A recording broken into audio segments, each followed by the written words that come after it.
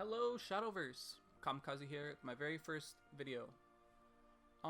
This one is going to be about the deck that I've been running that's pretty relatively cheap for newer players as well, is Cybele. It revolves around Tempest of the Gods, a new card that they added for Forestcraft called Cybele. Or Cybele, whatever you want to call her, Cybele. She gives 0-1 at the end of your turn to all your minions. So it's basically the normal sort of tempo-y push Forestcraft with all your low-level minions, but a few of the tech choices that I don't have because, you know, I don't have the cards. I put Cynthia instead of Wind God because, again, I don't have two Wind Gods. They're probably the better choices because they keep buffing the minions over and over. And it's a fanfare, so you don't have to rely on that much. And it's one less play point than Cynthia. And I only have one Ancient Elf, so I decided to tech in two archers. It is really, I think it's the poorer choice versus Ancient Elf, but I've saw a lot of Prince of the Catacomb Shadowcraft deck. So Archer's able to pick off like those little 1/1 skeletons that they summon and all that, so it's really good. And it's also good against the Swordcraft Frog deck that keeps popping up a lot. Because it hides behind ambush, you're able to use Archer and Child Maze effects to just pick it off before it could really do anything. But yeah, the normal insect engine as well with Rhinoceros and Beetle Warrior really helps out the deck. But instead of me explaining it, let's just watch a couple of replays to see how the deck actually works. Alright, so match 1 with this deck, just to show you guys a little bit on how the deck works. Again, the game plan is just to get Cybele out alongside a bunch of 1/1s. So right here, I decided to take out Cynthia. I don't really need Cynthia. It's not really that important. And I decided to take out the Nature Guidance. Because of course, with Bloodcraft, it's not that many aggro Bloodcrafts are being played, so they don't really have a turn 1. So if you're able to get a turn 1 minion on the board real quick in Tempest of the Gods, it's really good. Turn 2, they could get like Vania, or they could get Unica, depending on how their deck runs, but you just want your turn 1 to have like at least something. So a Goblin or a Child May is really good. So I play the Goblin, and I'm pretty sure they're not going to really do anything. I don't think they're going to try to, I think it's Vampire Kiss to do anything. So I'm safe. Of course, I'm seeing that she runs the Vania engine of like the bats and all that, so just take it out with a Sylvan Justice and go for face. The best thing is to try to control the board as much as you can, because you don't want anything to get super crazy. So here Vite comes out, and instead of me giving him just extra minions on the board, I just use the Child May and Nature's Guidance combo. And the thing is, you don't really need to use your Nature's Guidance for the Roach combo like you have to do in like OTK decks or something. It's just really good to keep drawing from your deck with this. So having, you know, Child May and Nature's Guidance is really good because, again, you could pick off all these little minions. Odious is really annoying because I just summon a bunch of minions. And luckily he uses his Razor Claw on my face rather than anything on the board. So I just Cybele, evolve, and then just trade. I'm down to take 1 damage for it to have a 3/6 on the board that gives everybody 0-1 at the end of my turn. So like right here, I don't think Blood has anything worth doing anything on turn 5. Yeah, so she just Vampiric Fortress and just summons Vampire Bats, and then that's like all you can really do. It's not real anything. And then, yeah, right here, the Fairy Dancer comes out and just a burst of damage. It's really kind of crazy how this deck does so much damage so quickly. And again, the reason why this deck I think is really strong is because there's a lot of Ramp Dragon is a big thing. So it takes them a couple turns to get the ball rolling if they don't run their if they don't get their oracles online. So if you're able to do a turn like this to burst people down is really strong. So a lot of mid-range and decks that play for the long game really suffer. Alright, let's go on to the next video to explain. So this next replay is me against Runecraft. So right now the only ones that I see a lot is D-Shift, a little bit of Dariacraft, and not that much dirt, so If it's D shift, I know I could play little minions, so I decided to keep the Goblin and Water Fairy. That way I could just have little minions on the board and then bounce them with Nature's Guidance. So he passed his turn, so I still don't know what it is. He probably didn't pick up his Insight or anything from the top deck from mulliganing, so I'm pretty good for now. Yeah, so it's either D shift or Daria. We don't really know right now, but again, I just keep on the normal thing.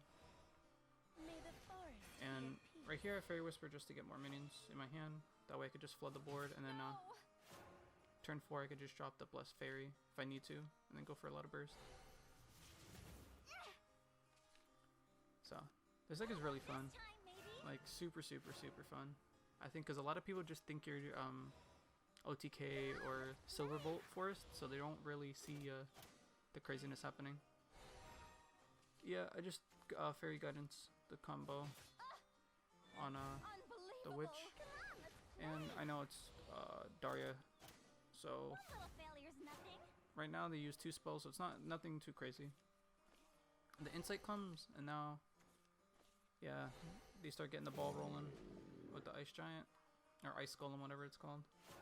But I had a pretty safe turn. So here I drop Cybele, Water Fairy, and then I evolve. I evolved here because the only thing that could kill Cybele is Levy evolving and then using the spell to kill her, or Death Dance, but nobody really runs Death Dance until, you know, right there, and then I get fail fished. But still, like, she wasted 1 turn, right, killing 1 thing, and it already did the job. So I drop Blessed Fairy and go to town. Just here on the board, 2, 4, 6, 8, 10 damage, dude. Like, it's pretty wild. And there's nothing much she could really do, right? It's knowledge I seek. She doesn't really have board clear. There's nothing that they could really... They don't really have an option to do anything. You can teach me so, nothing.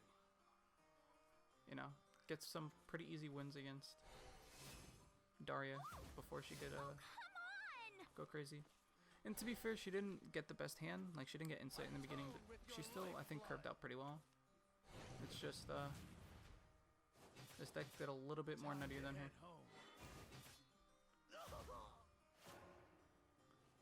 And she tried to clear up the board a little bit, but, you know, the second Fairy Dancer for the KO. That's basically this game. Just, you know, easy peasy, 1, 2, 3.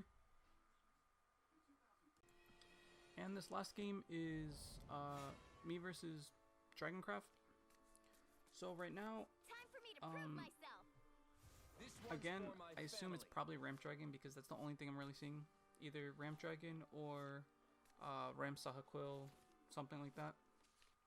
So I'm not really worried about a 1-drop. Like, I don't think anyone's running Ivory Dragon. And the only 1-drop I really see people do is like the Dragon Egg. So I just drop May and, you know, pass turn. I don't really think he's gonna do anything, and he doesn't. So, you know, normal. Like, again, just there's no reason for me to even drop the Fairy either, because you want to use the Fairy when you have the Fairy Dancer when you have maximum stuff. At least 3 or 4 things on the board that you get full value. So he dropped Zell, and I just Sylvan Justice, drop my Fairy, and then use Child May to hit phase. Of course, like, I could have just left it on the board, but then I just want May on the board, just a constant pass through. Ilea? Yeah, Isla? I don't know how to pronounce Ilea, I guess. She comes out, so I don't want to hit it and give him 5, that way he gets that 4/5, that gives him 3 health every turn or something like that.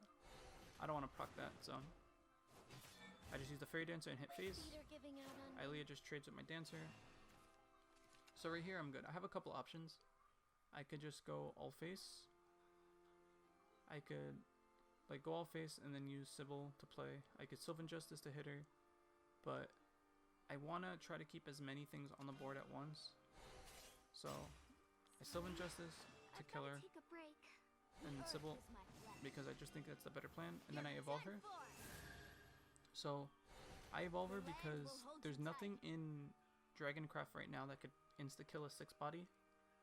The only thing is Death of Dance, like the last game, which I don't think I've seen Dragon ever run, honestly. Like Breath of Salamander doesn't even kill it because it only does a total of 5 damage. So it'll kill everything else on the board, but not this. So I decided instead of doing the 2 extra damage to the face, I wanted to keep her on the board as long as I could.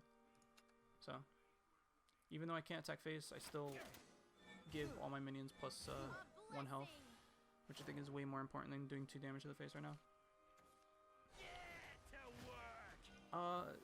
Yeah, he summons Goblin Mountain Demon, and I haven't seen this card since Tempest of the Gods come out, so maybe he's just running it because, you know, he doesn't have anything else. So I Cynthia, and I choose to trade with Cynthia because I could trade with, like, you know, Cybele and a fairy, but I want to keep as many things on the board at once because, again, there's not that many AoE coming out, so I just use Cynthia to trade, and then I use the rest of my minions to trade for crazy burst damage. So there's really, like, you just see how much swarmy and crazy this deck is. For a lot of decks that do rely on setup in Tempest of the Gods, this deck really does a lot. And then of course, you know, the only dragon deck that runs this goddamn card clears out my whole thing, but luckily I had 2 fairies left over and just dropped the Beetle Warrior for the storm and get the kill. So I think this game really showed just how powerful, like, both Cybele, the Insect Engine, and Cynthia runs really well in this deck. So again, hopefully you guys did enjoy this and found this deck a little interesting. I'll leave a link to the description for the video where I got the influence of this deck from. I really think this deck does do wonders, especially if you're a newer player. This deck only costs 5,500 vials, so it's super cheap. Even if you want to not waste the vials on the Ancient Elf, you can just purchase the pre-built deck, and it comes with a free Ancient Elf, which is what I did. So it's really helpful. Again, the Cynthias, you can get Wind Gods instead, but it doesn't really matter. Either or I think is perfectly fine, but you do need either Cynthia or Wind God because the just ability that the card brings is really, really strong to give everybody a +1 attack. But hopefully you guys did enjoy this video. Be sure to subscribe because I'm going to be coming out with more content for Shadowverse. I'm just, right now, theory crafting and playing around ranked ladder for to try to perfect a couple of decks. But thank you again for watching, and I'll see you guys next time.